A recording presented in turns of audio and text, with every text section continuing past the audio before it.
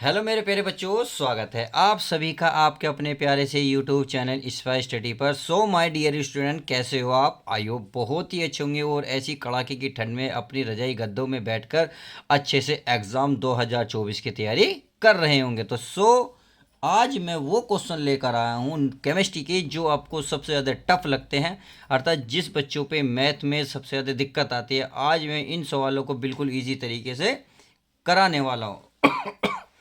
तो चलिए सवाल की शुरुआत करते हैं। जैसे कि आपने थंबनेल में देख लिया है, मोस्ट इंपॉर्टेंट क्वेश्चन है। आज की वीडियो में सारे मोस्ट इंपॉर्टेंट रहेंगे। बस क्या करना है, सिर्फ मेरे साथ शुरू से लेकर लास्ट तक वीडियो को कंप्लीट देखना है और हर स्टेप को ध्यान से ध्यानपूर्वक देखना है, ताकि जो भी सवाल आपके एग्ज़ाम में मेरी वीडियो के मिले उस सवाल को आप 100% करके आएँ और अपना रिजल्ट 100% दें। तो चलिए वीडियो की शुरुआत करते हैं और देखते हैं इसमें पहला सवाल। इसमें बोला है, एक प्रथम कोटि की अभिक्रिया 100 सेकंड में 50% संपन्न होती है। अभिक्रिया का वेग स्थिरांक ज्ञात करें। तो एक प्रथम की कोटि की अभिक्रिया है जिसका टाइम है क्या, 100 सेकंड में 50% संपन्न होती है। अभिक्रिया का वेग स्थिरांक ज्ञात करिए। तो आपको पता होना चाहिए ये क्या है, 100 सेकंड। इसका मतलब है मेरे प्यारे बच्चों क्या है, टी। क्या है, ये है टी। तो मैं टी लिख लेता हूँ।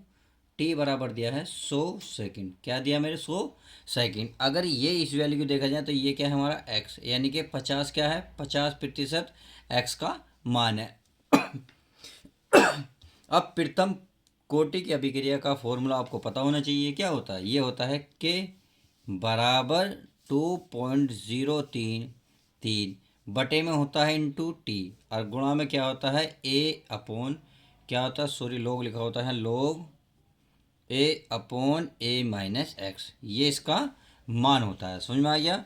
अब चलिए इसमें हम वैल्यू रख लेते हैं किस चीज़ की, इन सब की। तो ये तो ऐसी रहेगा 2.003 यानी कि 2.303 इंटू टी। टी का मान कितना है आपके सामने, 100। तो 100 में रख लेता हूँ गुणा लोग इंटू ए का मान कितना दिया भाई, 50%, यानी कि 100%। क्या है, 100%। तो यानी कि ए होता है 100%, यानी कि 100 में से एक्स का मान कितना है, 50%। चलिए अब इसको हल कर लेते हैं। तो ये रहेगा 0.303 बटे में कितना है 100 इंटू लॉग। अब 100 बटे 100 में से 50 गए, कितने बच्चे मेरे प्यारे बच्चों, 50। तो आप देख रहे हैं 50 से कितनी बार कट रहा है, ये 2, केवल 2 बार। तो ये कितना बचा हमारा, ये बचा हमारा 2.303 बटे में 100 गुणा, ये हो गया लोग कितना बचा, लोग 2। अब लोग 2 का मान आप सभी को पता होना चाहिए मेरे प्यारे बच्चों। क्या होता है भाई, ये आप सभी को पता होता भी है, और नहीं होगा तो मेरे प्यारे बच्चों इन चीज़ों का ध्यान रखो। तो चलिए लोग दो का मान होता है 0.3010। समझ में आ गया? अब देखिए, अगर मैं इसको कुछ करना चाहूँ तो किस तरीके से हल कर सकता हूँ। तो हल करने का तरीका तो बहुत ईजी है। चाहो तो देखिए इन दोनों की गुणा कर लो। जब आप इन दोनों की मल्टीप्लाई करोगे तो आपका आएगा 0.693, और बटे में आपका कितना आ जाएगा, 100। अब आप 100 से जब इसे भाग दोगे तो पॉइंट कितने अंक पास रखेगा, 2 अंक। तो इसका मतलब ये आ जाएगा 0.00693। सही है, ये आ गया। अब इसके अगर मात्रक की बात की जाए तो यह आएगा सेकंड की घात -1, और ये हो जाएगा आपका पहले सवाल का सटीक आंसर। तो कितना इजी था, बिल्कुल भी ऐसा कुछ नहीं था कि आप ये कहें कि सवाल हमारे लिए सर हार्ड था। तो बहुत इजी था। तो चलिए अब नेक्स्ट सवाल की शुरुआत करते हैं। नेक्स्ट सवाल देख लेते हैं क्योंकि वो भी बहुत इजी है। बस आप मेरे साथ देते रहें, इन सवालों को हल मैं आसानी से करता रहूँगा। अगर आपको वीडियो पसंद आती है, सवाल पसंद आते हैं तो प्लीज़ वीडियो को लाइक करें। अब देखते हैं नेक्स्ट क्वेश्चन हमारा क्या कहता है मेरे प्यारे बच्चों। चलिए अब क्वेश्चन नंबर 2 की शुरुआत करते हैं। क्वेश्चन नंबर 2 को पढ़े ध्यान से पढ़ेंगे। ध्यान से पढ़ने के बाद फिर इसे छोटे छोटे पार्टों में पढ़ेंगे। छोटे छोटे पार्टों में पढ़ के ऐसा होता है क्वेश्चन हमारा आसानी से और डिटेल में समझ में आना शुरू हो जाता है। तो चलो पहले क्वेश्चन को स्टेप बाय स्टेप यानी कि छोटे छोटे टुकड़ों में पढ़ते हैं। ये कह रहा है 12 ग्राम ग्लूकोज को 100 ग्राम जल में घोलने पर। तो पहले इतना क्वेश्चन समझ में आया कि 12 ग्राम ग्लूकोज को 100 ग्राम जल में घोलने पर विलयन का जो क्वथनांक है 100.34 डिग्री सेंटीग्रेड पाया गया है। समझ में आया। 12 ग्राम ग्लूकोज थी, उसे 100 ग्राम जल में घोलने पर जो विलयन का क्वथनांक था वो 100.34 डिग्री सेंटीग्रेड पाएगा। इतनी बात समझ में आ गई। अब जो नेक्स्ट बोला है, अगर ग्लूकोज के मोलर स्थिरांक की गणना करें, मोलर स्थिरांक यानी कि Kb की वैल्यू इसने बूझी है। अब इसमें विलयन और विलायक कैसे पता करेंगे, कौन क्या है। देखिए, आपको पता होना चाहिए जो छोटी वैल्यू होती है वो विलेय की होती है और जो बड़ी वैल्यू होती है वो विलायक की होती है। छोटे विलेय को, जो विलेय होता है उसे स्मॉल w से प्रदर्शित करते हैं, तो ये दे रखा है 12 ग्राम, सही है। और जो विलायक है यानी कि कैपिटल W, उसका मान हमें दे रखा है 100 ग्राम। इतनी बात समझ में आ गई। अब चूंकि आप सभी को पता है फॉर्मूला क्या होता है भाई, हमें इसने पूछा है Kb यानी कि क्वेश्चन मार्क। अब Kb बराबर मैं फॉर्मूला लिखने लगूं तो ये क्या होगा, चूंकि Kb बराबर होता है डेल्टा Tb गुणा m गुणा कैपिटल W बटे इस 1000 कितना 1000 गुणा स्मॉल w। इतनी बात समझ में आ गई। अब हमें M W small M W यानी कि सब वैल्यू पता है, पर टीबी की वैल्यू नहीं पता, चूंकि हम सब जानते हैं टीबी का डेल्टा टीबी का फॉर्मूला क्या होता है, ये होता है D T S minus T zero. अब टी एस क्या होता है, ये होता है 100, क्या होता है ना 100, या आपकी जो किताब में दे रखा होगा, सॉरी क्वेश्चन में, तो क्वेश्चन में दे रखा होगा विलियन का क्वथनांक 100.04, तो ये तो हो गया आपका 100.34। बात समझ में आ गई। अब इंटू T0, T0 का मतलब 100 में से 100 यानी कि 100। अब आप इसको इसमें से माइनस करेंगे तो क्या मिलेगा, ये मिलेगा आपको, ये मिलेगा 0.34 डिग्री सेंटीग्रेड। इतनी बात आई होप क्लियर हो गई होगी। अब इसमें क्या करा, 12 ग्राम ग्लूकोज को खोला है और 100 ग्राम जल में। तो चलिए पहले ग्लूकोज का क्या फॉर्मूला होता है उसको हम लिख लेंगे, फिर इसका अणुभार निकालेंगे। तो चलिए पहले हम वो लिख लेते हैं। तो ये लिख लेता हूँ मैं, ग्लूकोज, ग्लूकोज का अणुभार, अणुभार। तो चलिए अणुभार, पहले ग्लूकोज का क्या फॉर्मूला होता है, फॉर्मूला लिख लेते हैं। अणुभार को किससे दिखाते हैं, m से। तो ये होता है C6H12 और O6। बात समझ में आ गई। यानी कि कार्बन के 6 अणु, हाइड्रोजन के 12, ऑक्सीजन के 6। तो अब चूंकि आप सभी को पता होना चाहिए C बराबर कितने अणु होते हैं, इसका 1, हाइड्रोजन कितने होते हैं 1, और ऑक्सीजन के कितने होते हैं 16, और हाँ सॉरी इसके तो होते 12 होते हैं, 12 होते हैं। अब देखिए ये हो गया C का मान कितना है 12 होते हैं, परंतु इसमें कितने दिए हैं 6, तो प्लस, समझ में आ गया। हाइड्रोजन का कितना होता है 1, बट हैं कितने 12, प्लस ऑक्सीजन के होते कितने 16, बट दिए कितने 6। इतनी बात समझ में आ गई होगी। अब देखिए कैसे करना है भाई, 12 छिंग कितने होते हैं मेरे प्यारे बच्चों 72, 12 कम 12 और 16 छिंग 96। अब आप इन तीनों को आप ऐड करो, देखो 2 2 4, अच्छा 10, 10 की 0, हासिल को मेरे प्यारे बच्चों 1, 7 और 1 8, और 8 और 9 17, 1 हासिल 18, यानी कि 180 आएगा। तो इसका m का मान आ गया 180।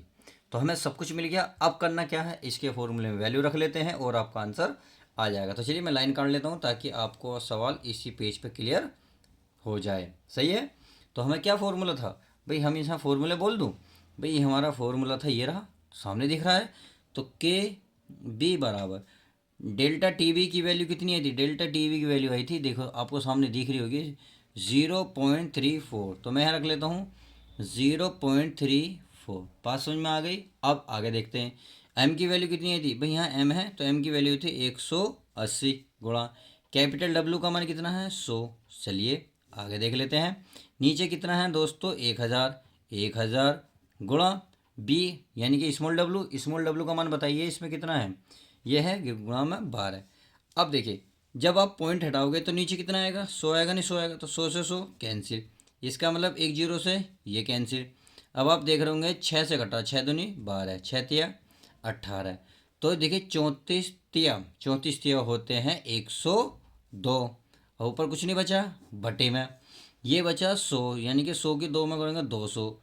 अब आप इसे भाग दोगे तो बताओ भाग देके कितना आएगा, भाग देके तो बहुत ईजी है, पॉइंट लगाओगे ये हो जाएगा 1020, 2 यानी कि 205 1000, यानी कि 5 समथिंग 1 इसके करीब चलेगा। तो आई होप क्वेश्चन अब ये समझ में भी आ गया होगा क्योंकि इतना हार्ड नहीं था, बस देखने में ही आपको टफ लग रहा था। तो चलिए क्वेश्चन नंबर 1 और 2 को हमने डिटेल में समझा, विस्तृत समझा और आसानी से समझा। अब क्वेश्चन नंबर नेक्स्ट देखते हैं किस लेवल का है और किस तरीके से हम उसको हल करेंगे। तो क्वेश्चन नंबर 3 देखते हैं।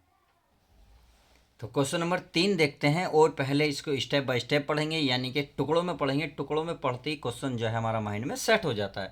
जब तक देखो क्वेश्चन सेट नहीं होने का, जब तक हमारा फिट नहीं बैठने का। तो सेट करेंगे फिर फिट करेंगे। तो क्वेश्चन पढ़ लेते हैं। ये कह रहा 1.822 ग्राम कार्बन यौगिक, यानी कि जिसका जो अणुभार है 155 यानी कि 155 है। बात समझ में आ गई। अब इतना क्वेश्चन को आगे पढ़ते हैं।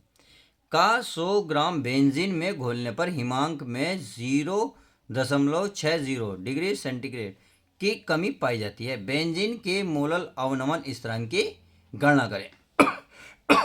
अब इसमें क्या क्या दिया है पहले वो निकाल लेते हैं। तो हमें दिया 1.822 ग्राम कार्बन यौगिक, इसका का 100 ग्राम बेंजीन में। तो इसका मतलब है छोटा ये है, बड़ा ये है। छोटे को हमने किससे दिखाया था बताइए? छोटे को हमने बताया तो था, नहीं बताया? बताया था, कैसा भूल गए जी? विलय को क्या बताया था? यानी कि स्मॉल डब्लू। तो स्मॉल डब्लू बराबर कितना है? 1.822 सही में ग्राम। अगर इसकी बात करें, यह है कैपिटल डब्लू, कितना है? 100 ग्राम। अणुभार इसका मतलब क्या है? एम। एम का मान कितना था? 155। देखिए पिछले सवाल में हमने ये वैल्यू निकाली थी, इसमें ये वैल्यू निकाल के हमें दी है। आगे दिया है घोलने पर हिमांक में 0.60 की कमी पाई जाती है, यानी कि डेल्टा टी एफ की वैल्यू दी है 0.60। इतनी बात समझ में आएगी होगी आई होप।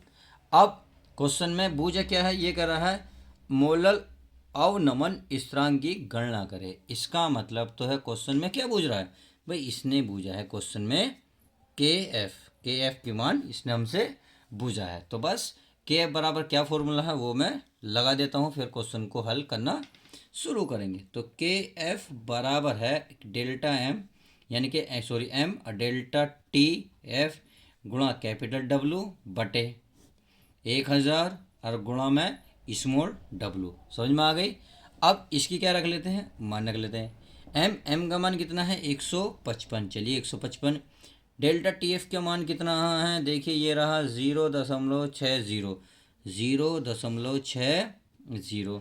अब ये है कैपिटल डब्लू। कैपिटल डब्लू का मान कितना है मेरे प्यारे बच्चों? 100। कितना है? 100। तो चलिए 100 रख लेते हैं बटे ये 1000 हमारा ऐसी है गुणा स्मॉल डब्लू। स्मॉल डब्लू का मान बताइए? ये रहा स्मॉल डब्लू का मान 1.822। तो अब इसको सोल्व करते हैं।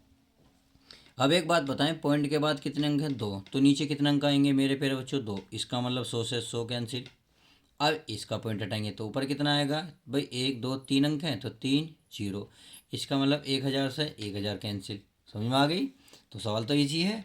तो अब लिख लिए जो बच गया 155 गुणा ये लिखेंगे नहीं, कितना लिखेंगे? टोटल 60। ऊपर और कुछ नहीं बचा, नीचे बचा हमारा 1822। अब इसको गुणा करना आपके हाथ में है, नहीं है? देखिए मैं एक चीज़ और करा देता हूँ, नहीं तो 6 की कर लेता हूँ। देखिए ये 0 तो मैं ऐसे ही लगा लेता हूँ। 6 पंजे 30 हासिल को मेरे प्यारे बच्चों 3। 6 पंजे 30 और 3 33 हासिल को फिर 3। 6 कम 6, 6 और 3 9। यह आ गया बटे में कितना है? 18222, यानी कि 9300 को किससे? 1822 से भाग देंगे। जब आप इसे भाग दोगे मेरे प्यारे नन्नो मुन्नो तो क्या आएगा? 5.104 डिग्री सेंटीग्रेड। और मोल फिर क्या होगा? मोल माइनस की घात 1। तो ये इसका सही आंसर हो जाएगा। तो कैसी लगी वीडियो? आपके सवाल समझ में आए? अच्छी बात है। तो चलिए अब क्वेश्चन नंबर और देख लेते हैं, जो अच्छे अच्छे सवाल इसमें मैंने लिए हैं। तो क्वेश्चन नंबर 1 2 3 पूरी तरीके से कवर करें। अब क्वेश्चन नंबर देखते हैं 4 हमारा क्या कहता है। तो चलिए क्वेश्चन नंबर 4 पे एक झलक देख लेते हैं। तो अब क्वेश्चन नंबर देखते हैं हमारा नेक्स्ट। क्वेश्चन नंबर 4 क्या कहता है, इसको बड़े ध्यान से पढ़ लेते हैं। ये बोल रहा है 0 डिग्री सेंटीग्रेड पर किसी विलियन 10 ग्राम कार्बन पदार्थ प्रति लीटर है। कुल विलियन पर का परासरण दाब 0.18 है, पदार्थ का अणुभार ज्ञात करें। तो चलिए क्वेश्चन बहुत ही इजी है, इससे ज़्यादा क्वेश्चन तो मैंने शायद अपनी लाइफ में नहीं देखा। किस तरीके से क्या क्या दिया वो लिख लेते हैं। ये दिया टी बराबर 0 डिग्री सेंटीग्रेड, परंतु हम जो टेम्परेचर लेंगे सेंटीग्रेड में नहीं लेंगे, किस में लेंगे, केल्विन में। तो इसके बराबर होता है 273 केल्विन। आप टी बराबर ये रखेंगे, सही है। अब इसमें दिया है डब्लू, यानी कि आपका कैपिटल डब्लू का मान कितना दिया है, 10 ग्राम। कंगे 10 ग्राम, तो कैपिटल डब्लू बराबर है 10 ग्राम। इतनी बात समझ में आ गई।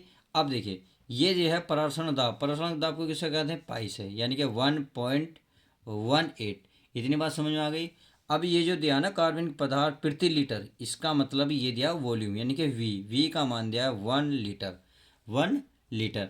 अब पाई दे रखा है, तो पाई की अब एक फॉर्मूला आपको पता होना चाहिए, पाई वी बराबर NRT।